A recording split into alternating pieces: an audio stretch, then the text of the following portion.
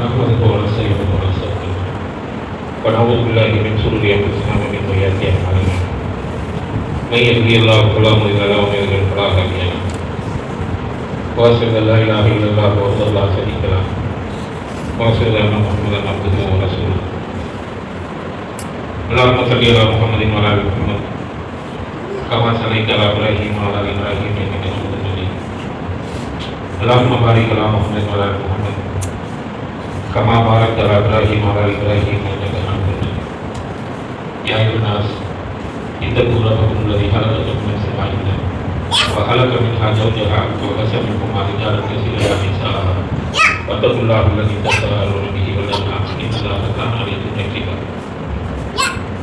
எல்லையில்லாத இந்த அழகிய பிரபஞ்சத்தை படித்து அதில் உள்ள பல லட்சம் கோள்களில் ஒரே ஒரு கோளை மட்டும் தேர்ந்தெடுத்து அதில் மனிதன் வாழ தேவையான அனைத்து விஷயங்களை உள்ளடக்கி நம்ம எல்லாம் வாழ செய்திருக்கிற வல்ல ரஹ்மான் அல்லாஹுக்கே அனைத்து புகழும் பற்றி அவனது வற்றாத பெருந்தன்மையும் நிகரில்லாத அன்பும் எல்லையில்லாத சாந்தியும் அகிலத்தின் அருள்கொடை கணவர் பெருமானார் ஸல்லல்லாஹு அலைஹி வஸல்லம் அவர்கள் மீதும் அவர்களது குடும்பத்தார் மீதும் நட்பிற்கு இலக்கணமாக வாழ்ந்து இஸ்லாத்திற்காக தங்களுடைய இன்னுயிரையே தந்து வாழ்ந்த உத்தம சத்திய சகாபாக்கள் சகாபிய பெண்மணிகள் சூரியன் உதிக்கின்ற நாட்களிலேயே மிக சிறப்புமிக்க நாளான இந்த வெள்ளிக்கிழமை நாளில் சிறப்புமிக்க கடமையான இந்த ஜும்மாவுடைய கடமையை நிறைவேற்றுவதற்காக வாசலிலே மலக்குமார்கள் பட்டியலோடு இருந்தார்கள். அவர்களின் பதிவேடுகளில் நம்முடைய பெயர்களை எல்லாம் பதிவு செய்துவிட்டு இப்பொழுது மலக்குமார்கள் இந்த சபையிலே அமர்ந்திருக்கிறார்கள். அவர்களோடு அமர்ந்திருக்கிற நம் மீதும் நமது குடும்பத்தார் மீதும் என்றென்றும் நின்று நிலவசமாக என்று பிரார்த்தித்தவனாக எல்லாமே வார்த்தைகளான அருமறையும் திருமறை திருக்குறானும் மன்னலம் பெருமானார் ஸல்லல்லாஹு அலைஹி வஸல்லம் அவர்களின் வாழ்க்கை வழிகாட்டுதல் இவை இரண்டு மட்டும்தான் முழுமை பெற்றுவிட்ட தீனுல் இஸ்லாம் மார்க்கம். இவை இரண்டை தவிர இஸ்லாம் என்ற பெயரில் சொல்லப்படுகிற அனைத்து புதியவைகளும் அனாச்சாரங்கள், அனைத்து அனாச்சாரங்களும் வழிகேடு, அனைத்து வழிகேடும் நம்மை நரகில் கொண்டு சேர்த்துவிடும் என்ற அன்னலாரின் எச்சரிக்கை செய்தியோடு அன்புக்கினியவர்களே, ஒருவர் மருத்துவம் படிக்கிறார் என்றால் அவர் 4 ஆண்டு காலம் மருத்துவம் படிப்பார், எம்பிபிஎஸ் படிப்புக்காக. அப்படி 4 ஆண்டு காலம் அவர் மருத்துவம் படித்து முடித்துவிட்டு அவர் வெளியேறிட்டு அவர் மருத்துவ தொழிலை செய்யலாம் என்றால் அவரால் மருத்துவ தொழிலை செய்ய முடியாது. ஓராண்டு காலம் அவர் இன்டர்ன்ஷிப் என்கிற அந்த பயிற்சி காலத்தில் இருப்பார். அப்போ இந்த 1 ஆண்டு காலம் அவர் என்ன செய்வார்? பயிற்சி எடுத்துக்கொள்வார். அதே போன்று ஒரு இன்ஜினியரிங் ஸ்டூடெண்டாக இருந்தாலும் அதே தான். அவர் இன்ஜினியரிங் முடிச்சுட்டு அவர் வெளியே வந்தால் கம்பெனியில் பிளேஸ்மெண்ட் ஆகிட்டான்னு வைங்க, கம்பெனி அவருக்கு பிளேஸ்மெண்ட் கொடுத்துரும். ஆனாலும் என்ன செய்யும்? ஒரு 6 மாத காலம் அவருக்கு ஒரு இன்டர்ன்ஷிப் கொடுத்து படிச்சு முடிச்சோன்னா ஒரு வேலையில் போயிருப்பார், வேலையில் ஜாயின் பண்ணியிருப்பாரு. ஆனால் 6 மாத காலம் ஒரு பயிற்சியில் இருப்பார். இப்படி வாழ்க்கையில நம்முடைய பல சந்தர்ப்பங்களில் பல பேரை பார்த்துருப்போம். ஒரு வேலையை துவங்குவதற்கு முன்னால் ஒரு பயிற்சியில் இருப்பார்கள். அதே போன்று வியாபாரிகளாக இருந்தால் தீபாவளி வருதுன்னு தெரிஞ்சிச்சுன்னா என்ன செய்வாங்க?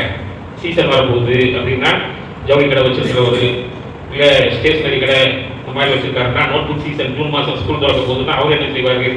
1 மாதத்துக்கு முன்னாடியே கடந்த ஆண்டு என்ன மாதிரி கொள்முதல் பண்ணோம், எவ்வளோ சேல்ஸ் இருந்துச்சுன்னு அந்த மாதிரி பார்த்து என்ன செய்வார்? பர்ச்சேஸ் பண்ணி ஃபுல்லாக ஏற்றி வச்சுட்டு ரெடியாக வெயிட் பண்ணுவார்.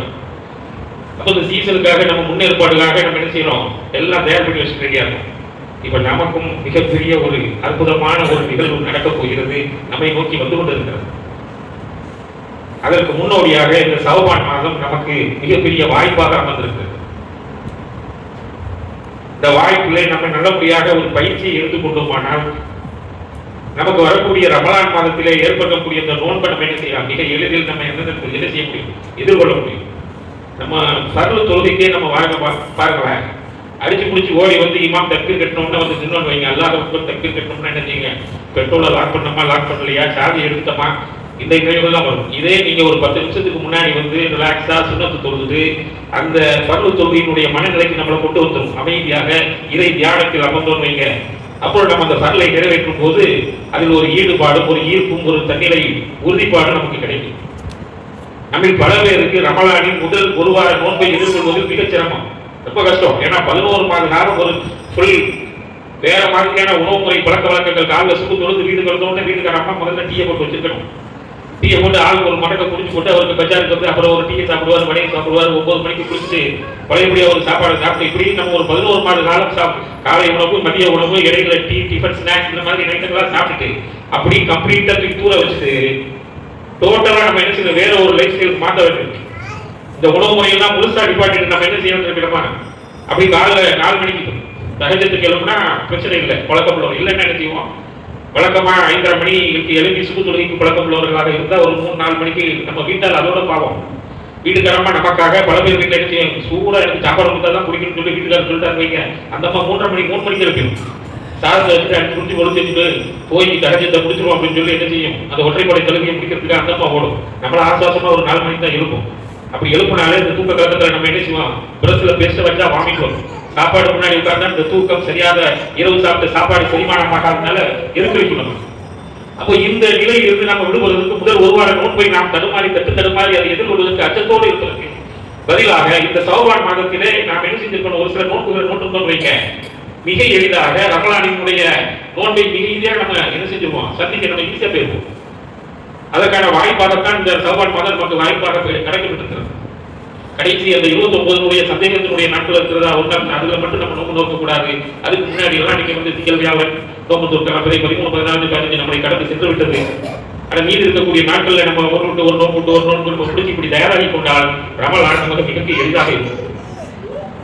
ஆனால் இந்த ரமலான் இல்லை, ஏன் இவ்வளவு நம்ம பயிற்சி எடுத்து இந்த ரமலான் நம்ம எதிர்கொள்ள வேண்டியது இருக்கிறது? இந்த ரமலான் நோன்பு எல்லாம் நமக்கு கிடையாதுங்கிறாங்கல்ல, அவ்வளவு அற்புதமான அதிசயம் நிறைந்த பரக்கத்திலிருந்து அளப்புரிய அருள்களை அல்லாஹ் வாரி வழங்கக்கூடிய இந்த ரமலானை பற்றி அல்லாஹ் திருமறையில சொல்லும் பொழுது நமக்கு எல்லாம் தெரியும். சௌர ரமலான் பற்றி உன்சில பீல் குர்ஆன் புதலினால் பையினாத்தி மினல் ஹுதா என்ன சொல்றான்? எது சரி எது தவறு, மனித குலத்திற்கு இதுதான் சரி இதுதான் தவறு என்று பிரித்து அறிவிக்கக்கூடிய திருமறை குர்ஆன் இந்த மாதத்தில் தான் நான் அருளினேன். ஆகவே யாரெல்லாம் இந்த மாதத்தை அடைவீர்களோ நீங்கள் நோன்பு நோட்டுக் கொள்ளுங்கள் அல்லாஹ் திருமறைகள்.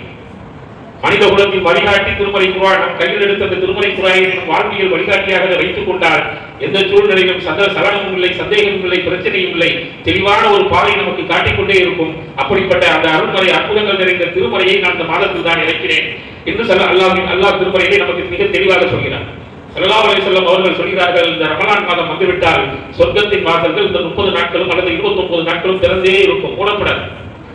முழுமையாக சொர்க்கத்தின் வாசல்கள் திறந்தே இருக்கும். நாம் நன்மைகளை செய்து அதனுடைய பலனை அடைந்து சொர்க்கத்திற்கு செல்வதற்கு மிக எளிதாக அல்லாஹ் ஒரு வாய்ப்பை நமக்கு உருவாக்கி தந்திருக்கிறார். அதே போன்று நரகத்தின் வாசல்கள் மூடப்பட்டு விடும். அல்லாஹ்வுடைய அருளை பாருங்கள், நமக்கான கருணையை பாருங்கள். நரகத்தின் வாசலை மூடி சொர்க்கத்தின் வாசல் இந்த மாதம் முழுவதும் அல்லாஹ் திறந்திருக்கிறார். சைத்தானுக்கு நான் விலங்கிடுகிறேன். அப்ப சைத்தான் சட்டம் நிறைய நடக்குது. சைத்தானை நாம் விலங்கிட்டு நாம் அதிலிருந்து தப்பித்து அவனுடைய ஊசலாட்டங்களிலிருந்து தப்பித்து இறை அருளை பெற வேண்டும். அதே போன்று அல்லாஹ்வின் அருள் வாசல்கள் முழுமையாக திறக்கப்படும். இந்த நேரத்தில் அல்லாஹ் வானத்தின் கீழே இறங்கி வந்து நம்முடைய கேட்கிறான் அல்லவா, என்னிடம் கேட்போர் யாரும் இருக்கிறீர்களா, என்னிடம் கேட்போர் யாரும் இருக்கிறார், கேளுங்கள் நான் தர தயாராக இருக்கிறேன். அப்படி அல்ல, முழு நாளும் அல்லாஹ்வின் அருள் வாசல்கள் திறந்திருக்கும். எல்லா நேரங்களையும் நாம் கையேந்தி அல்லாஹ்விடம் பிரார்த்தித்து பெற்றுக்கொள்ள அரிய வாய்ப்பாக அல்லாஹ் இந்த ரமலான் மாதத்தை நமக்கு அருளி இருக்கிறார். அதே போன்று மேலும் ஸல்லல்லாஹு அலைஹி வஸல்லம் அவர்கள் சொல்கிறார்கள், இதே போன்று ஒரு ஜும்மா நிகழ்த்துவதற்காக அல்லாஹ் என்ன செய்றார்? ஸல்லல்லாஹு அலைஹி வஸல்லம் அவருடைய நம்முடைய தூதர் என்ன செய்றாங்க? மெம்பர்ல ஏறுறதுக்காக முதல் படியில காலை வைக்கிறாங்க. முதல் படியில் காலை வைத்த உடனே ஆமீன் அப்படிங்கிறாங்க. இரண்டாவது படியில காலை வைக்கிறாங்க, அப்பொழுதும் ஆமீன் அப்படிங்கிறாங்க. மூன்றாவது படியில் காலை வைக்கிறார்கள், அப்பொழுதும் ஆமீன் என்று சொல்கிறார்கள். உரை நிகழ்த்துகிறார்கள். தொழுகை முடிந்து விட்டது. சஹாபாக்கள் கேட்கிறார்கள், யா ரசூலல்லாஹ், என்ன இது வழக்கத்திற்கு மாறாக இங்கு இன்று ஒரு நிகழ்வு நடந்தது அப்படிங்கிறாங்க. என்ன என்று கேட்கும் பொழுது, நீங்கள் ஒவ்வொரு படியிலும் ஏறும் பொழுது ஆமீன் சொன்னீர்களே அப்படின்னு சொல்லி சஹாபாக்கள் கேட்கும் பொழுது ஸல்லல்லாஹு அலைஹி வஸல்லம் அவர்கள் சொல்கிறார்கள், ஜிப்ரீல் அலைஹிஸ்ஸலாம் அந்த நேரத்தில் வந்தார். வந்து சொன்னார், யார் ரமலான் மாதத்தை அடைந்து அந்த ரமலான் மாதத்தில் நோன்பு நோக்காமல் அல்லது நோன்பு நோற்று அல்லாஹ்வின் அருளை பெற முடியாத அபாக்கியசாலியாக ஆகிவிடுகிறானோ அவன் முழுமையாக அல்லாஹ்வின் அருளில் இருந்து விலகி செல்லட்டும் அப்படின்னு பிரார்த்தனை செய்தார். நான் யா அல்லாஹ், இதை நீ அங்கீகரித்துக் கொள்வாயாக என்று நான் ஆமீன் சொன்னேன் என்கிறார். இரண்டாவது, எப்பொழுதெல்லாம் அல்லாஹ்வின் தூதர் ஸல்லல்லாஹு அலைஹி வஸல்லம் அவர்களின் பெயர் சொல்லப்படுகிறதோ அப்பொழுதெல்லாம் யார் ஸல்லல்லாஹு அலைஹி வஸல்லம் அவர்கள் மீது ஸலவாத் சொல்லவில்லையோ அவன் இறை அருளில் இருந்து விலகிச் செல்லட்டும் என்று பிரார்த்தனை செய்தார். நான் யா அல்லாஹ், இந்த பிரார்த்தனையை ஏற்றுக்கொள்வாயாக என்று ஆமீன் சொன்னேன் என்று சொன்னார்கள். அடுத்து, யார் வயதான பெற்றோர்களை கொண்டிருக்கும் அந்த வயதான பெற்றோர்களுக்காக நல்ல பணிவிடை செய்து அவர்கள் மீது இரக்கம் காட்டி அவர்கள் மூலம் சொர்க்கம் செல்வதை தனது விதியாக்கிக் கொள்ளவில்லையோ இவர்கள் அல்லாஹ்வின் அருளில் இருந்து விலகிச் செல்லட்டும் என்று பிரார்த்தனை செய்தார்கள். நான் யா அல்லாஹ், இதை நீ ஏற்றுக்கொள்வாயாக என்று நான் ஆமீன் சொன்னேன் என்று சொன்னார்கள். அதே போன்று ரமலான் மாதத்தில் ஒவ்வொரு இரவிலும் முழுமையாக அல்லாஹ்வின் அருள்வாசல் இந்த மாதம் முழுவதும் திறக்கப்பட்டிருக்கும் என்று சொன்னோம் அல்லவா? அல்லாஹ் திறந்து வைத்திருப்பான். ஆனாலும் அதையும் தாண்டி ஒவ்வொரு இரவிலும் வழக்குமார்கள் வானவெளியிலே வந்து இறை நம்பிக்கை கொண்ட ஈமான் கொண்டு இறை நம்பிக்கை கொண்ட நம்பிக்கையாளர்களே, இந்த நாளில் நீங்கள் எவ்வளவு நல்லவர்களை செய்து இறை அருளை உங்களால் பெற முடியுமோ அவ்வளவு அருளை நீங்கள் இறைவனிடமிருந்து பெற்றுக் கொள்ளுங்கள் என்று சொல்வார்கள். அதே போன்று தீமை செய்து வாழ்ந்து கொண்டிருக்கிற என்னுடைய அடியார்களே, இறை அடியார்களே, நீங்கள் அந்த தீமையில் இருந்து தயவு செய்து விலகிக் கொள்ளுங்கள் என்று சொல்லிக்கொண்டே ஒவ்வொரு நாளும் என்று சொல்வார்கள். அதே போன்று ஸல்லல்லாஹு அலைஹி வஸல்லம் அவர்கள் சொல்கிறார்கள், ரமலான் மாதத்தில் வருகிற 1000 மாதத்துக்கான ஒரு இரவு வருகிறது அல்லவா? முதலில் அல்லாஹ் திருமறை வசனத்தில் ரமலான் மாதத்தின் கடைசி 10 ஒற்றை இரவில் ஓர் இரவில் அல்லாஹ் இறக்கிறான் அல்லவா? அந்த ஓர் இரவு 1000 மாதங்களுக்கு எவ்வளவு நாட்கள் உண்டோ அவ்வளவு சிறப்பு மிக்க ஒரு நாளாக அல்லாஹ் நமக்கு அருள் செய்திருக்கிறார். அந்த ஒரு நாளில் யார் அந்த நல்ல மல்களை செய்து அல்லாஹ்வின் அருள்களை பெறவில்லையோ அல்லாஹ்வினுடைய அனைத்து அருள்களிலிருந்தும் அவன் விலகி சென்று விட்டான் என்று ஸல்லல்லாஹு அலைஹி வஸல்லம் அவர்கள் சொல்கிறார்கள். அப்படி இன்னும் ஸல்லல்லாஹு அலைஹி வஸல்லம் அவர்கள் சொல்கிறார்கள், இறை நம்பிக்கையோடு நோன்பு நோற்பவனின் முன்பாவங்கள் கடந்த ஆண்டு நாம் செய்த முன்பாவங்கள் அனைத்தும் மன்னிக்கப்பட்டு விடுகிறது என்கிறாங்க ஸல்லல்லாஹு அலைஹி வஸல்லம். மேலும் மனிதன் என்ன செய்வான்? பல்வேறு சந்தர்ப்பங்களில் தன்னுடைய குடும்ப சூழ்நிலையின் காரணமாக, குடும்பத்தில் வரக்கூடிய பிரச்சனையின் காரணமாக, குடும்பத்தினால் ஏற்படக்கூடிய நெருக்கடி, நோய் நோக்காடு, தன்னுடைய வியாபாரத்தில் ஏற்படுகிற சிக்கல், தன்னுடைய பிள்ளைகளினுடைய முடியாத கல்வி செலவு, இப்படி பல்வேறு நெருக்கடிகளை என்ன செய்வான்? மனம் தடுமாறி குழப்பத்துக்கு ஏற்பட்டு தவறின் பக்கம் நம்ம போயிருப்போம். பல சந்தர்ப்பங்களில் அல்லாஹ் நம்மை காப்பாற்ற வேண்டும், இது பார்த்த ஒரு நெருக்கடிக்கு உள்ளாக்கப்பட்டு வேற எதுவுமே என்ன செய்ய முடியாது என்ற நிலையில் தவறின் பக்கம் நாம் சென்று விடுவோம். இப்படி தவறின் பக்கம் சென்றிருக்கிறார்கள் அல்லவா? இவர்களை அல்லாஹ் சொல்லி என்ன செய்வான்? நாம் பாக்கி ஆயிட்டோம், தப்பு செஞ்சு பாக்கியா நம்ம மாறிட்டோம். அப்படிப்பட்ட பாவம் செய்த மக்கள் வந்து நோன்பு நோற்று இறைவனிடம் கையேந்தினால் அவருடைய பாவங்கள் முழுமையாக மன்னிக்கப்படுகிறது என்று ஸல்லல்லாஹு அலைஹி வஸல்லம் அவர்கள் சொல்கிறார்கள். அல்லாஹ் மேலும் ஒன்றால் ஸல்லல்லாஹு அலைஹி வஸல்லம் நமக்கு சொல்கிறார்கள், அல்லாஹ்வின் தூதரையும் உறுதியாக நம்பிக்கை கொண்டு இணை வைக்காது தொழுது ரமலானில் நோன்பு நோட்டால் அவனை சொர்க்கத்திற்கு அனுப்புவது அல்லாஹ் அவனுக்கு விதியாக்கி கொண்டான் ஸல்லல்லாஹு அலைஹி வஸல்லம். இறை நம்பிக்கையோடு இறை அச்சத்தோடு ஈமான் உறுதியாக இருந்து ஒருவன் நோன்பு நோற்றானால் அவனை சொர்க்கத்துக்கு, ஒரு ஆணோ ஒரு பெண்ணோ நோன்பு நோற்றுவார்களேயானால் அவர்களை சொர்க்கத்துக்கு அனுப்புவது இறைவன் மீது கடமை அவன் தனக்குத்தானே விதியாக்கி கொண்டான் ஸல்லல்லாஹு அலைஹி வஸல்லம் அவர்கள். எப்படி கூடிய ஒரு பாக்கியம்! அதே போன்று நாம் நோன்பு நோக்கிற அந்த நோன்பாளிகளுக்கு அல்லாஹ் நரகத்தை 70 ஆண்டுகள் தூரமாக வைத்திருக்கிறார். இதை விட சிறந்த வழி சொர்க்கத்திற்கு இருக்கிற வழிகளிலே தனி வழி, ஒரு வழி ரையான் என்ற ஒரு வழி. அது நோன்பாளிகளுக்கு மட்டுமே சில எந்த அடிப்படை சண்டைக்கு இல்லாம சச்சரவு இல்லாம அவர்கள் தனியாக மிக கம்பீரமாக அந்த வழியாக சொர்க்கம் செல்லலாம் என்று அல்லாஹ் நமக்கு ஒரு ஏற்பாடு செய்திருக்கிறார். எல்லாவற்றையும் விட மிகச் சிறப்பாக ஸல்லல்லாஹு அலைஹி வஸல்லம் அவர்கள் சொல்கிறார்கள், நாம் நோன்பு திறக்கிற நேரத்தில் நோன்பு அமர்ந்து இருக்கிற போது அந்த நோன்புக்கான நேரம் முடிந்தவுடன் பேரிச்சம்பழத்தை எடுத்து வாய் வைத்து கஞ்சை குடிக்கும் போது ஒரு மகிழ்ச்சி, ஒரு ஆனந்தம் இருக்குமே, அவன் அடைகிற ஆனந்தத்தை விட மிகச்சிறந்த ஆனந்தம் நாளை மறுமையிலே அல்லாஹ்வின் சொர்க்கத்திலே அல்லாஹ்வின் திருமுகத்தை பார்க்கக்கூடிய மிகப்பெரிய பாக்கியத்தை அல்லாஹ் இந்த நோன்பாக வைத்து வழங்குகிறான் என்று ஸல்லல்லாஹு அலைஹி வஸல்லம் அவர்கள் சொல்கிறார்கள். இப்பொழுது நன்மைகளையும் இப்பொழுது அருள்களையும் வாரி வாரி வழங்குறாங்க இந்த ரமலான் மாசத்துல. இதை நம்ம எப்படி பயன்படுத்திட்டு இருக்கோம்? அல்லாஹ்வுடைய தூதரும் நமக்கு கற்பித்து தந்த நூல் அதை முழுமையாக பயன்படுத்தி இவ்வளவு அருள் வாசல்களை அள்ளி அள்ளி தரங்கிறாங்க. இதை முழுமையாக நாம் பயன்படுத்திக்கிட்டோமா என்றால் ஸல்லல்லாஹு அலைஹி வஸல்லம் அவர்கள் சொல்கிறார்கள், நோன்பு என்பது ஒரு கேடயம், பாவங்களில் இருந்து நம்மை பாதுகாக்கிற ஒரு மிகப்பெரிய கேடயம். அதனால் நீங்கள் நோன்பு காலங்களில் என்ன செய்யாதீர்கள்? தீய வார்த்தைகளை பேசாதீர்கள், தீயவைகளை பார்க்காதீர்கள், தீய செயல்களை செய்யாதீர்கள். அதிலிருந்து முழுமையாக நீங்கள் விலகி விடுங்கள். நம்ம கடையில வியாபாரம் பார்த்துக்கிட்டு இருக்கும் போது, தோட்டத்துல விவசாயங்கள்ல இருக்கும் பொழுதோ, இந்த பொது வெளியிலேயோ நம்ம இருக்கும் பொழுது, நம்ம குடும்பத்திலேயோ யாராவது வந்து நமக்கு இந்த நேரத்துல பிரச்சனை பண்ணி சண்டைக்கு வந்தாங்கன்னு வைங்க, நான் நோன்பு நோற்றிருக்கிறேன், நான் நோன்பாளி சொல்லுங்க. 2ஆம் முறையும் அவர்களிடம் சொல்லுங்கள், நான் நோன்பாளி என்று சொல்லி நீங்கள் அந்த இடத்தை விட்டு விலகி விடுங்கள். யார் வீணான பேச்சிலும் நோன்பு நோற்று வீணான பேச்சை பேசி வீணான செயல்களை செய்திருக்கிறாரோ அவர்களுடைய நோன்பு எந்த பலனையும் அவருக்கு அளிக்காதுங்கிறாங்க. இதெல்லாம் நோன்பு காலத்தில் நாம் செய்ய வேண்டிய தவிர்க்க வேண்டிய விஷயங்கள். இவ்வளவு சிறப்பு மிக்க இந்த நோன்பின் அடிப்படையான நோக்கம் அல்லாஹ் எதாக வைத்திருக்கிறான் என்று திருமறையிலே அல்லாஹ் நமக்கு சொல்லும் பொழுது சொல்கிறான், யா அய்யுஹல்லதீன ஆமனூ குத்திப அலைக்குமுஸ் ஸியாம் கமா குத்திப அலல்லதீன மின் கப்லிக்கும் லஅல்லக்கும் தத்தகூன். ஈமான் கொண்ட இறை நம்பிக்கையாளர்களே, உங்களுக்கு முன் சென்ற சமுதாயத்திற்கு நான் நோன்பை கடமையாக்கியது போல் உங்களுக்கும் நான் நோன்பை கடமையாக்கிறேன்.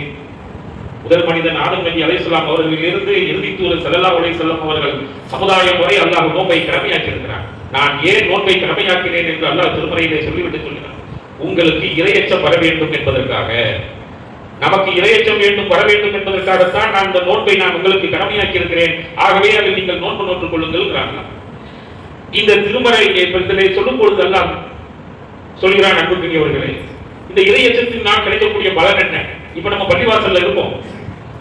இப்ப இருக்கிற இந்த இறையச்சம், இறை நம்பிக்கை, இறை உறுதியோடு உட்கார்ந்துருக்கோம்ல, அப்படி மெல்ல நடந்து வீட்டுக்கு போனோம்னு வைங்க, எல்லாம் தலைகளாக மாறிடும். அப்பதான் வீட்டால் சொல்லுவாங்க, வீட்டுக்காரமா சொல்லுவாங்க, என்ன உங்க அக்கா போன் பண்ணாங்க அல்லது உங்க தண்ணிக்கு போன் பண்ணாங்க, உடனே இவருக்கு வந்துடும், என்னவா அவளுக்கு என்ன ஆரம்பிச்சிருவாரு, மாறிடும். போன உடனே நியூஸ் பார்த்துட்டு இல்லையா, இது காலையில இருந்து மோடியே முகத்தை காமிச்சுட்டு இருக்காங்க, எவன் முகத்தை பார்க்க கூடாது நினைச்சு அவன் முகத்தை காமிச்சு அப்படி ஸ்கிப் பண்ணி அடுத்த சேனல் போடுவாரு. இவரு 80 வயது 80 ஆண்டு காலம் 70 ஆண்டு காலம் 80 ஆண்டு ஒரு நல்ல திரையத்தை கொடுத்து வைக்க வயசுவார், சினிமா பாட்டுக்குள்ள போய்வார், மாறிடும். அப்ப இந்த இறை எச்சம் பள்ளிவாசலில் இருக்கும் போது இந்த நிலைமை வீடுகளுக்கோ பொதுவெளிக்க சென்று விட்டால் நமக்கு குறைச்சது நம்ம அறியாமலே குறைந்து விடுகிறது. அப்ப அல்லாஹ் என்ன செய்யறான், இதற்கு மிகப்பெரிய ஒரு அற்புதமான ஒரு மருந்தாக இந்த இறை எச்சத்தை நமக்கு கொடுத்திருக்காங்க. எப்படி இருந்துச்சு அந்த டியூரேஷனை கூட்டுறான், பள்ளிவாசல் இருக்கக்கூடிய இந்த 10 நிமிஷமோ 1/4 மணி நேரமோ 1/2 மணி நேரமோ அப்படி ஒரு 13 மணி நேரம் நமக்கு கூட்டுறான். நம்மளை பயிற்சியாக்கி இந்த இறை எச்சத்தை நம் வாழ்வியலில் நம்முடைய வாழ்க்கையில் நாம் கொண்டு சென்றோம் என்றால் அதை பயன்படுத்திக் கொள்ள வேண்டும் என்பதற்காக இந்த நோன்பின் மீதும் ஒரு 13 மணி நேரம் நாம் என்ன செய்யலாம், இது ஒரு வணக்கம் தானே. இதுக்கு மட்டும் அல்ல, அவங்க வந்து இந்த நோன்பு வச்சிருந்தாங்க, மௌன விரதம் சொல்லுவாங்கல்ல, பேசக்கூடாது கட்டளை இருந்தாங்க, என்ன ஆயிருக்கும், கட்டளை நம்ம நடைமுறைப்படுத்திட்டாங்க ஆகிடணும்.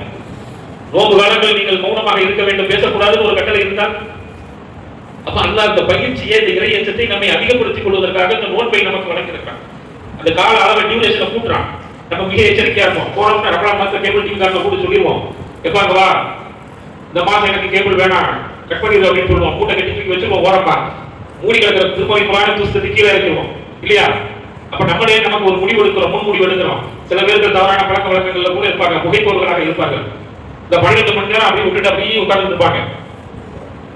அல்லாஹ் இறை எச்சத்தை அதிகப்படுத்துவதற்காக மிக அற்புதமான ஒரு வாய்ப்பாக இந்த ரமலான் மாதத்தை நமக்கு தர்றாங்க. அப்ப இந்த இறை எச்சம் நமக்கு இதனால என்ன பலன், என்ன செய்யும்? அதிக திருமுறை அல்லாஹ் சொல்றான், என்ன சொல்றாங்க, அல்லாஹ் முதல்ல என்ன சொன்னா, சரி எது தவறு எதுன்னு பிரிச்சு உனக்கு சொல்லக்கூடிய நேர்வழியை காட்டுறது திருமறைன்னு சொல்லிட்டான். இது யாருக்கு நேர்வழியை காட்டும் அல்லாஹ் திருமறையை சொல்லும் பொழுது சொல்றான், இது அல்லாஹ்வின் வேதம், இதில் எந்த சந்தேகமும் இல்லை, இது நேர்வழியை காட்டும். யாருக்கு நேர்வழியை காட்டும் என்றால், யார் இறையச்சவார்களோ அவர்களுக்கு மட்டும்தான் இது நேர்வழியை காட்டும். நம்மளும் தான் எடுத்து ஓதுறோம், டெய்லி தர்ஜுமாவை கூட பெற்றோம். 2வது அத்தியாயத்தை இன்னும் வரைக்கும் நம்மளால தாண்டவே முடியல. அது சூராக்கு அப்புறம் பக்ரா சூறாவை தாண்டவே முடியல. எத்தனை வருஷம் 280 290 போயிட்டே இருக்கப்பா, அப்புறம் மூடி வச்சிடறோம் மீண்டும் அதில். அது நமக்கு என்ன சிறப்பை கொடுத்தது, அதிலிருந்து நமக்கு என்ன பாடத்தை கொடுத்தது, அதிலிருந்து நாம் என்னத்தை உள்வாங்கினோம், அது என்ன மாற்றத்தை நம்முடைய வாழ்க்கையில் கொடுத்தது, எதை நம்முடைய செயலை மாற்றி அமைத்தது, எந்த திருமறை வசனம் நமக்கு மாற்றி அமைத்தது, ஏன் அது நமக்கு எந்த மாற்றத்தையும் நம் உள்ளத்தில், நம் வாழ்க்கையில், நம்முடைய செயலில், நம்முடைய குடும்பத்தில் மாற்றி அமைக்கவில்லை. இறையச்சம் இல்லாதது, இறையச்சம் இல்லாமல் ஏதோ ரீல்ஸ்ல பார்த்தோம், மொபைல்ல பார்த்தோம், அப்படி பார்த்தோம், அப்படி ஃபார்வர்ட் பண்ணோம், இதற்காக மட்டுமே பயன்படுத்திக் கொண்டிருக்கிற இறை வசனங்களை ஏன் அல்லாஹ் கொடுத்த அந்த வாக்குறுதி நம்முடைய வாழ்க்கையில் மாற்றத்தை ஏற்படுத்தவில்லை? இறையச்சம் இல்லாததின் விளைவு நமக்கே நல்லா தெரியுது, நம்ம பலகீனமா போயிட்டு இருக்கோம் அப்படிங்கிறது. ஆகவே இந்த வாய்ப்பு மிக அற்புதமான வாய்ப்பு. அல்லாஹ் நமக்கு இந்த ரமலான் இறையச்சை அதிகரிக்கக்கூடிய ஒரு நல்ல சந்தர்ப்பத்தை நமக்கு அல்லாஹ் அருள் இருக்கிறான். இந்த வாய்ப்பை முழுமையாக பயன்படுத்தி அல்லாஹ்வின் அருளை பெற்று வெற்றியாளர்களாக மறுமையில் நாம் அனைவரும் ஒன்றாக சந்தித்து அல்லாஹ்வின் திருமுகத்தை பார்க்கக்கூடிய அருள் பாக்கியத்தை அல்லாஹ் நமக்கு வழங்க வேண்டும் என்ற பிரார்த்தனையோடு எனது முதல் உரையை நிறைவு செய்கிறேன். பாகிர்தாவான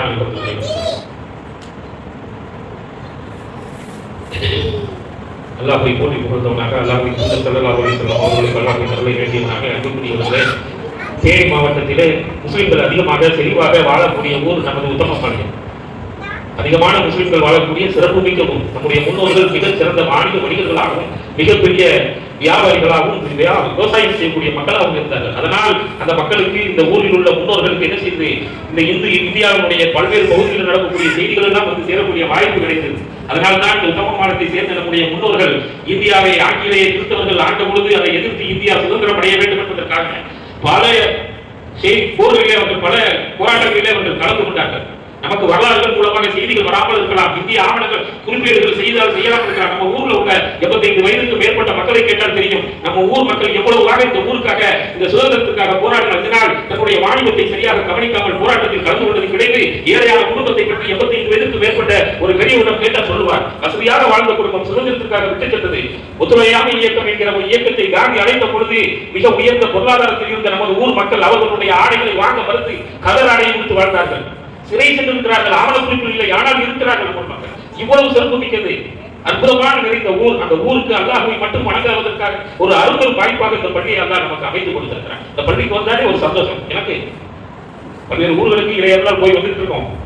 இந்த ஊர் பள்ளிக்கு வந்தாலே ஒரு ஊருக்கு வந்தாலே என்ட்ரி வந்தாலே வந்து பார்த்தேன். நான் திருநெல்வேலி மாவட்டத்துக்காரன். பக்கத்து ஊர்ல எல்லாம் நிறைய இஸ்லாமிய அடுத்தடுத்து இஸ்லாமிய இருக்கும். இப்ப நான் கோடியில் இருக்கேன், கோடி கட்டத்துல தர்மத்துப்பட்டியில முஸ்லீம் இல்ல, சிலம்பரத்துப்பட்டி, ராசிகாபுரம், பூச்சேரி, கோணப்பட்டி இப்படியே நீங்க போயிட்டு போனீங்கன்னா முஸ்லீம்ல பார்க்க முடியாது. ஆனா இங்க வந்தவங்க எனக்கு அப்படியே சந்தோஷமா இருக்கும். காலையில சாயங்காலம் பார்த்தா தொப்பியை போட்டு அப்படியே மதரசாக்கு போகும்போதுன்ற மாதிரி எனக்கு ஒரு மகிழ்ச்சி.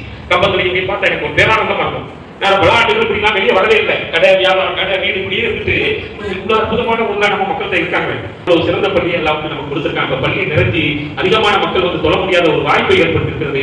இந்த பள்ளியை மீண்டும் உயர்த்தி கட்டி மேன்மைப்படுத்துவதற்கு இந்த வருகின்ற ரமலான் மாதத்தில் ஸல்லல்லாஹு அலைஹி வஸல்லம் அவர்கள் தங்களுடைய கைகளில் பொருளாதாரம் இருக்கும்போது ரமலான் மாதத்தில் சூறாவளி காற்று எவ்வளவு வேகத்தில் வீசுமோ அவ்வளவு வேகத்தில் அதை கொண்டு போய் தர்மம் செய்துவிட்டு வந்து விடுவார்கள்.